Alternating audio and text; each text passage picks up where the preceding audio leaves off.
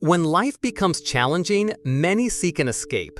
Some attempt to dull their pain, while others find distractions, hoping for the turmoil to end. However, what distinguishes those who succumb to pressure from those who overcome it isn't power, smarts, or fortune. It's something much stronger. It's the clarity of intention. There's a tale I frequently ponder about a man who completed a marathon on each continent, from the scorching heat of the Sahara to the freezing expanses of Antarctica. When questioned about enduring such extremes, his response was straightforward. "I never ran for the awards," he stated. "I ran to demonstrate to my children the essence of dedication." That's the impact of understanding your motivation. With a clear purpose, pain doesn't hinder you, it refines you. Yet, in reality, life seldom presents us with clear, neatly packaged objectives. More often, it presents chaos, job losses, separations, diagnoses, and unforeseen setbacks.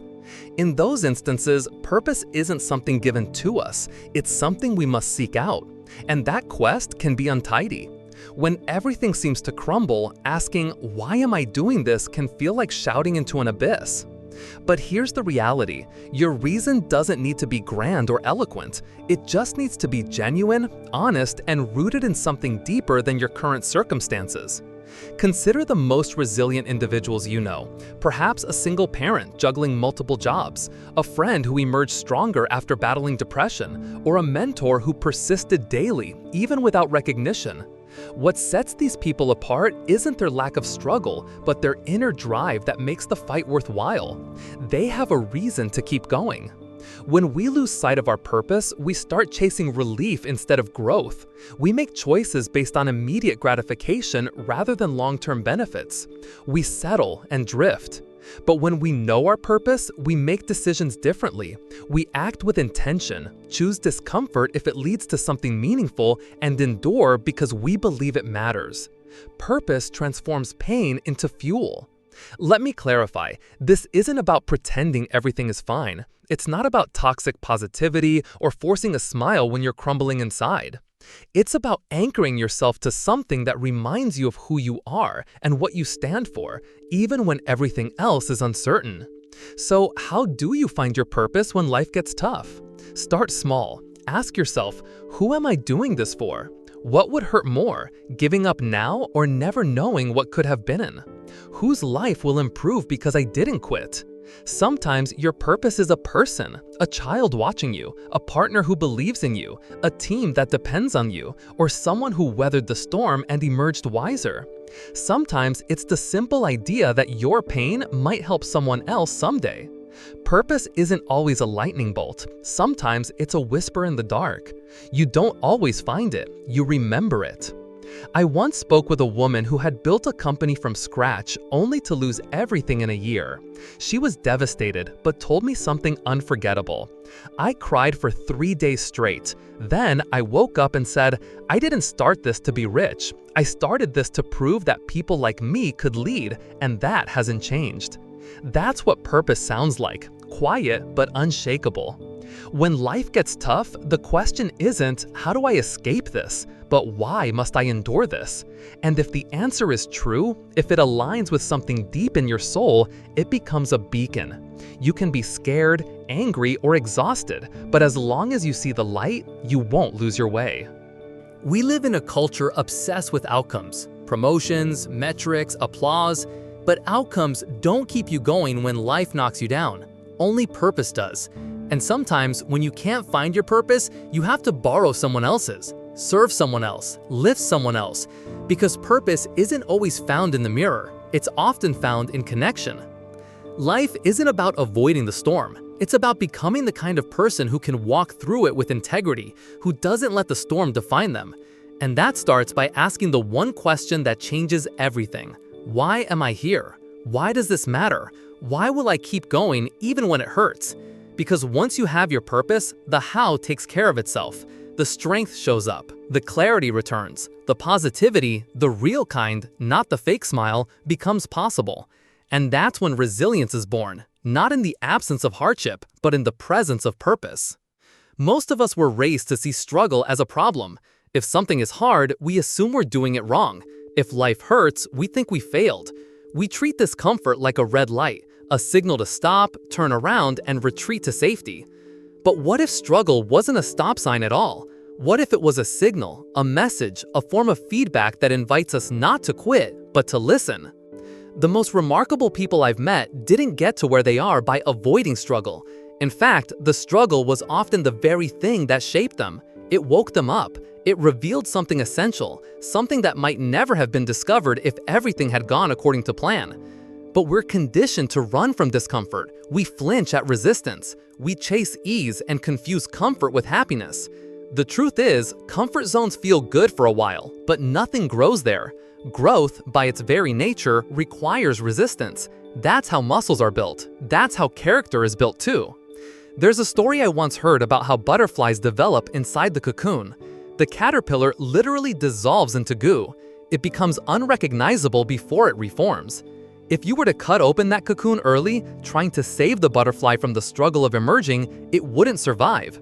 The struggle is what makes its wings strong enough to fly. Nature doesn't avoid pain, it uses it. And yet, in our lives, the moment something gets difficult, we question everything.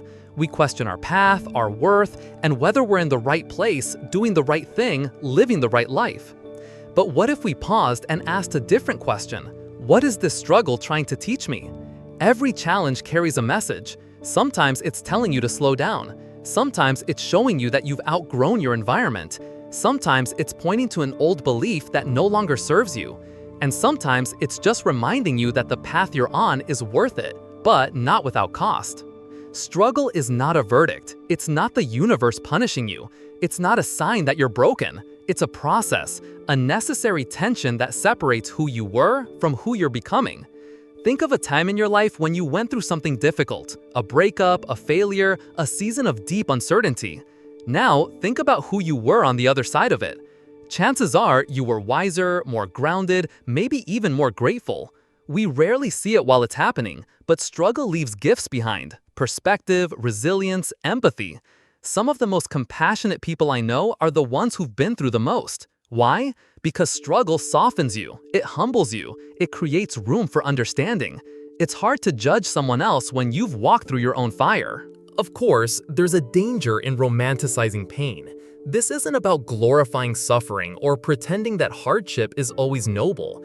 Pain can be brutal, it can be unfair. Some struggles make no sense at all, and trying to explain them with shallow wisdom does more harm than good.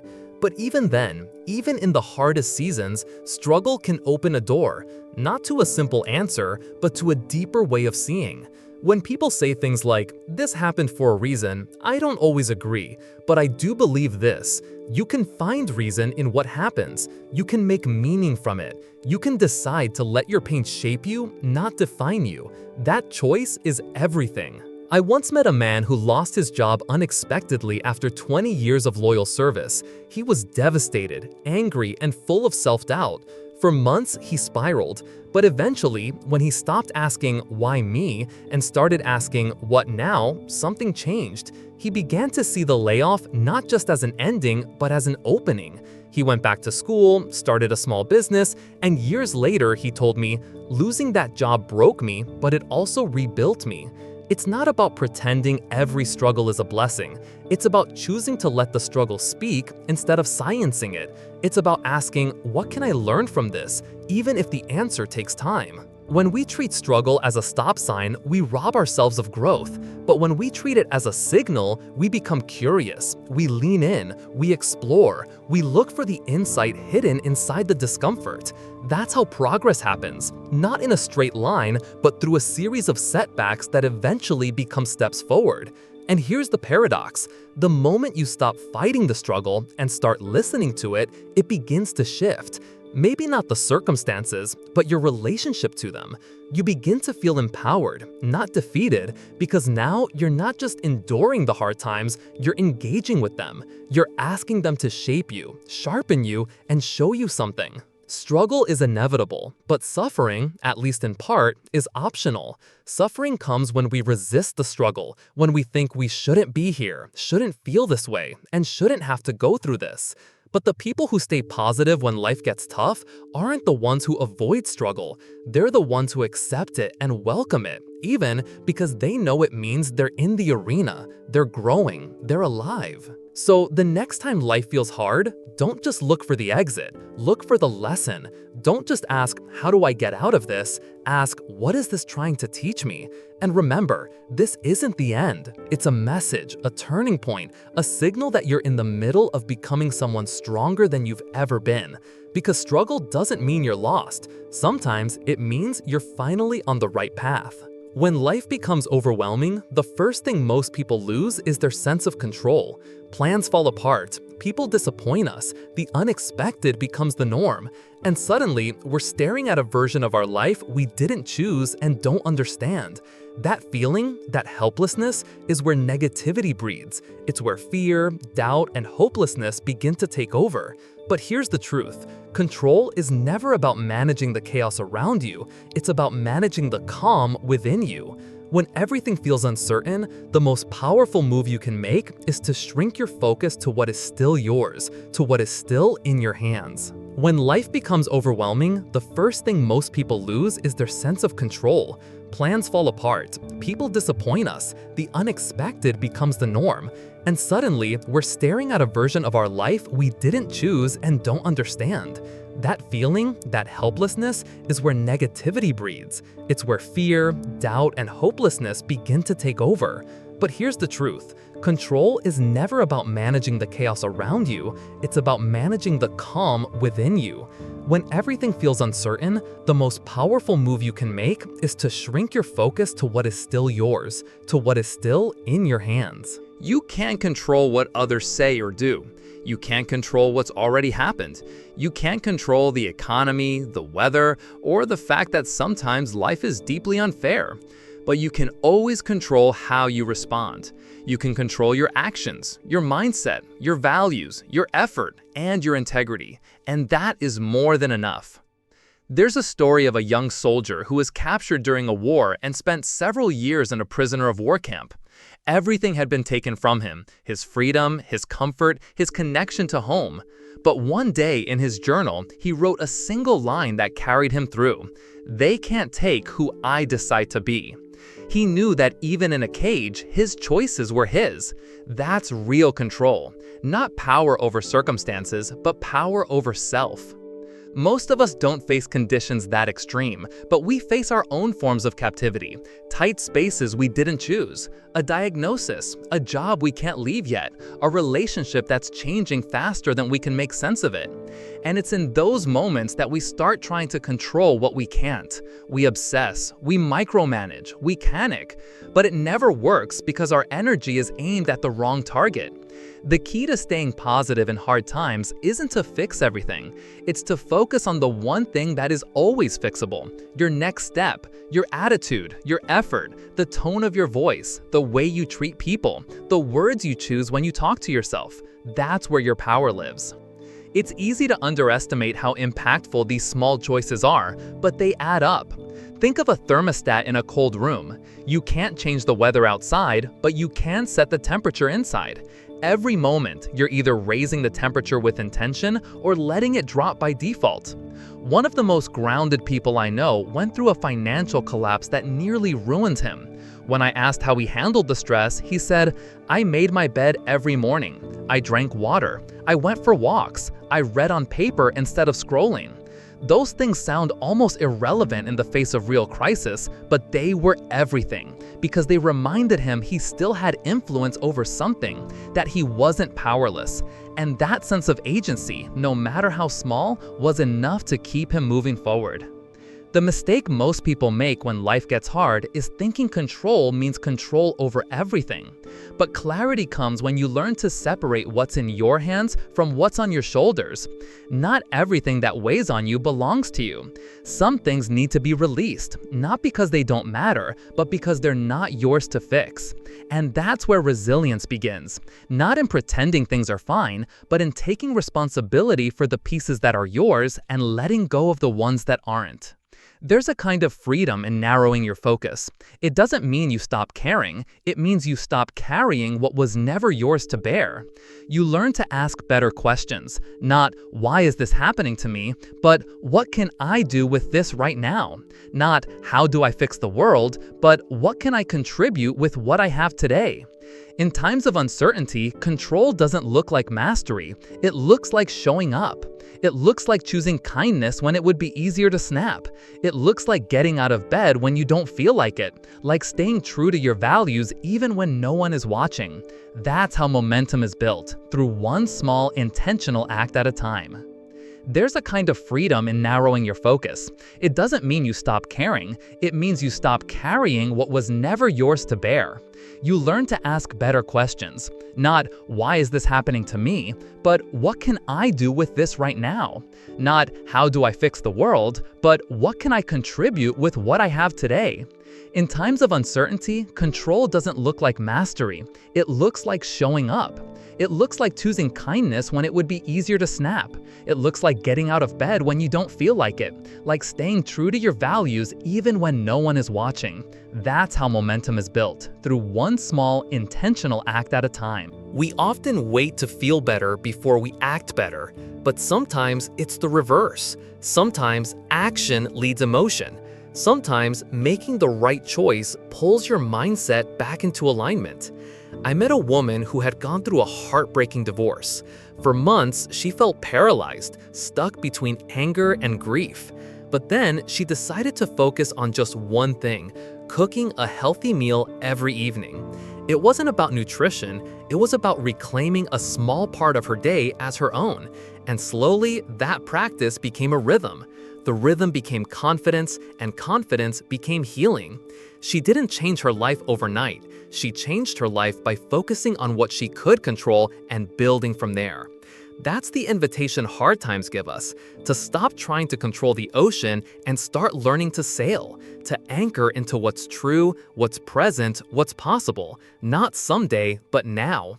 So when everything around you feels unstable, ask yourself, what's one thing I can control right now? Start there, not because it will solve everything, but because it grounds you in reality. And reality, when faced with clarity and courage, is always more manageable than we fear. You don't need to have control over the whole road, just the next step. You don't need to change the whole world, just your corner of it. And when you do that with intention, consistently, and patiently, you discover something extraordinary. Peace. Not the kind that comes from everything going right, but the kind that comes from knowing you are acting with integrity even when things are going wrong. That is real power, and it's yours. When life gets hard, we tend to isolate. We pull back, we hide. We tell ourselves it's easier not to be a burden, easier to figure it out on our own. But isolation doesn't protect us, it drains us. We're not wired to go through life alone, especially not the difficult parts. And yet, when we're hurting, connection is often the first thing we let go of. The truth is, we don't need a crowd when things fall apart. We don't need noise or attention. We need presence. We need people, not just anyone, but the right people. People who don't try to fix you, but sit with you. People who remind you who you are when you've forgotten. People who don't judge you for struggling, but respect you more for being honest about it. We live in a world that praises independence. We admire people who can tough it out, who seem strong and unshaken. But strength is not the absence of vulnerability. Real strength is knowing when to say, "I need help."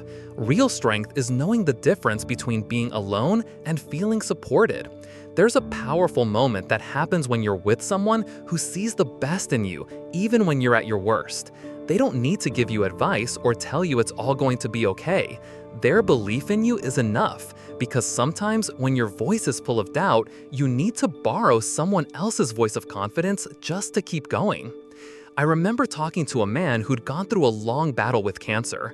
He said the most healing moments didn't come from medicine or even milestones. They came from conversations, from the nurse who took 5 extra minutes to listen to his story, from the friend who showed up every Wednesday with no agenda, just presence. He said, "Those people didn't carry the pain for me, but they made me feel like I didn't have to carry it alone." That's the power of a support system.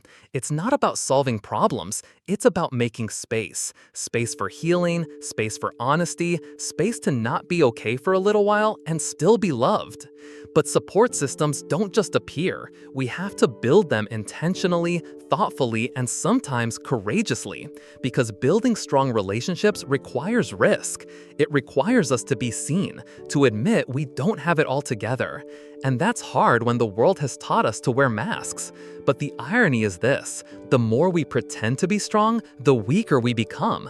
The more we open up, the more resilient we grow. Look around at your life. Who are the people you trust with your truth? Who are the ones who make you feel lighter, not heavier? Who makes you feel more like yourself after spending time with them? These are the people who lift you up, and they are priceless. But we also have to talk about the opposite, the people who drain you, not because they're bad, but because they can't meet you where you are. Sometimes staying positive when life gets tough means setting boundaries with those who add to the weight rather than lighten it. It's okay to love people from a distance. It's okay to protect your peace. That's not selfish, it's wise. One of the most important decisions you'll ever make in hard times is who you allow to speak into your life. Words are powerful. Voices shape our inner dialogue. So if you're surrounded by people who constantly remind you of your failures, your flaws, your fears, you will start to believe them. But if you're surrounded by people who remind you of your strength, your worth, your progress, you will rise. Sometimes the person who lifts you up isn't the loudest in the room. It's the quiet friend who texts, "I'm thinking of you." The coworker who notices you're off and asks how they can help. The mentor who says, "You've got this," and actually means it. These moments are small, but they're not insignificant. They're lifelines, they're anchors in the storm. And just as we need those people, we also have to become them. Positivity is contagious, so is kindness. One of the most beautiful things about being human is that we can be someone's turning point without even realizing it. A word of encouragement, a gesture of grace, a listening ear, it could be the difference between someone giving up and holding on. In that way, the support you give becomes part of the support you receive. It's a cycle. The more we show up for others, the more we realize we're not alone in our struggle. And the more we let others show up for us, the more we remind them that it's okay to need help too. There's a myth that tough people don't need anyone, but the reality is the toughest people are often the most connected. They know that strength isn't about resistance, it's about resilience. And resilience isn't built in isolation, it's built in relationship. So if life feels heavy right now, don't carry it alone. Pick up the phone, send a message, ask for help, let someone in. And if things are going well for you, be the person someone else can lean on. Because no matter who you are, where you come from, or what you're facing, one thing will always be true: we are better together. In the end, positivity isn't just a mindset, it's a community. It's built through relationships that remind us we're not walking through this life in silence, that even in our darkest moments, someone is holding the light. And sometimes that light is all we need to take one more step forward. When life gets tough, the easiest thing to lose is your sense of direction. You wake up feeling heavy, your mind is clouded, you question your effort, your path, even your worth. And in those moments, it's tempting to focus on just getting through the day. But if you're only trying to survive the storm, you risk forgetting why you stepped outside in the first place. Hardship has a way of making us forget our purpose. And yet, it's exactly in those moments that we need it most. Your purpose is your why. It's the deeper reason behind everything you do, the thing that gives meaning to your actions and decisions. It's not about goals or tasks, it's about belief. It's the answer to the question, why does this matter to me? Not just what you do or how you do it, but why it matters enough to keep showing up when nothing is easy, when everything feels uncertain. Your purpose is the anchor that keeps you from drifting. It won't remove the waves, but it keeps your feet planted. When life gets tough, the easiest thing to lose is your sense of direction. You wake up feeling heavy, your mind is clouded, you question your effort, your path, even your worth. And in those moments, it's tempting to focus on just getting through the day. But if you're only trying to survive the storm, you risk forgetting why you stepped outside in the first place. Hardship has a way of making us forget our purpose, and yet it's exactly in those moments that we need it most. Your purpose is your why. It's the deeper reason behind everything you do, the thing that gives meaning to your actions and decisions. It's not about goals or tasks, it's about belief. It's the answer to the question, why does this matter to me? Not just what you do or how you do it, but why it matters enough to keep showing up when nothing is easy, when everything feels uncertain. Your purpose is the anchor that keeps you from drifting. It won't remove the waves, but it keeps your feet planted. One of the most important decisions you'll ever make in hard times is who you allow to speak into your life. Words are powerful. Voices shape our inner dialogue.